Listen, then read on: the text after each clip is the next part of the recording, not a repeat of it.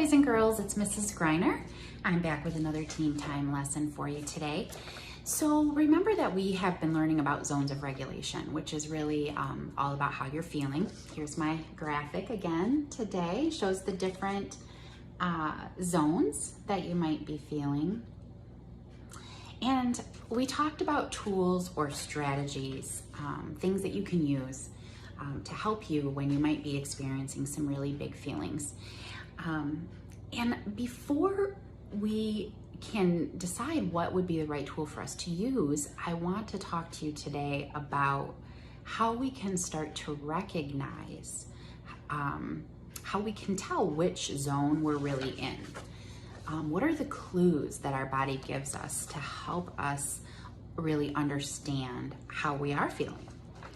And so sometimes we talk about our bodies as like a motor. We talk about how fast is your motor running.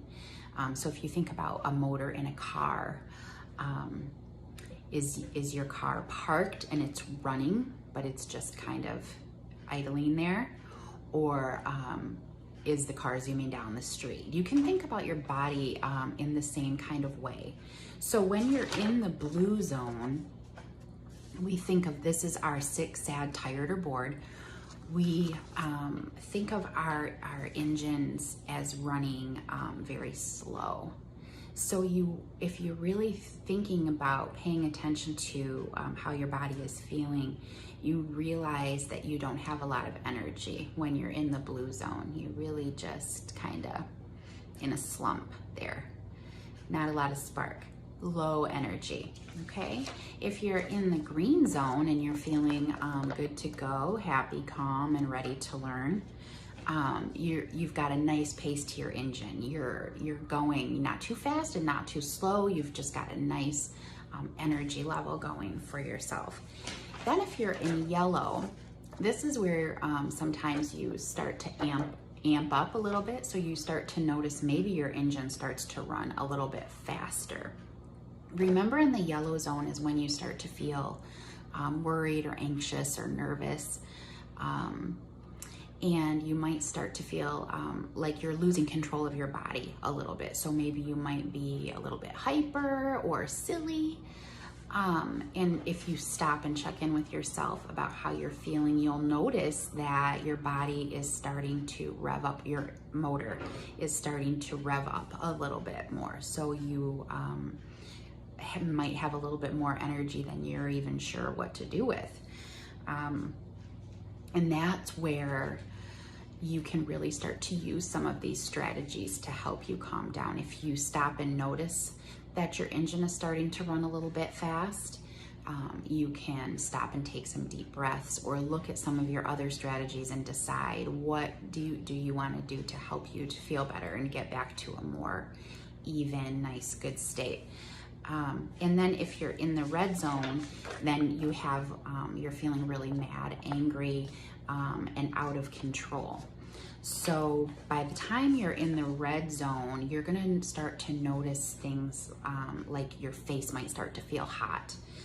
You might start to notice your heart rate really going quicker. Maybe it's a little bit harder to breathe. So instead of taking a nice breath, you notice that you're breathing more shallow, like a little bit more like that. And so in this stage, of course, is when it's going to be so important for you to choose a strategy. So walking away from the situation, doing something immediately that's going to kind of help you to come back down. And that might take some time. It might be, it might take a few minutes or even a little bit longer to get yourself calm down using some of these strategies. But when you start to recognize that feeling in your body, those are the clues that are helping you figure out what you really need next. It's that tension in your body that you might start to feel. So like your clenched fists, or your jaw, you might be clenching your jaw and feeling tension and tightness in your jaw, or your muscles in your shoulders. A lot of times is where people really carry a lot of tension and stress. when they're upset. They might notice, if you're really thinking and paying attention to your body that's giving you those clues, you might notice those muscles feeling really tight. And it's just kind of really, you might start to notice that you're just uncomfortable. You don't feel, good and calm. Something is off, something is uncomfortable. So start to look for those clues. What's going on right now? How am I feeling? And what tools and strategies can I use to really feel better? I hope that you can check in with moms and dads at home. Continue doing those emotional check-ins and letting them know how you're feeling, and have some conversations with them about paying attention to these clues in your body. Sometimes we just go along our day and it's as if things just happen. But if we're stopping to think about those things and really paying attention to the clues that our body is giving us, that's going to be a big head start in really managing and dealing with our feelings before they become really big, explosive feelings that are much harder for us to deal with. All right, so good luck, boys and girls. Keep working hard. I miss you guys so much. Bye-bye.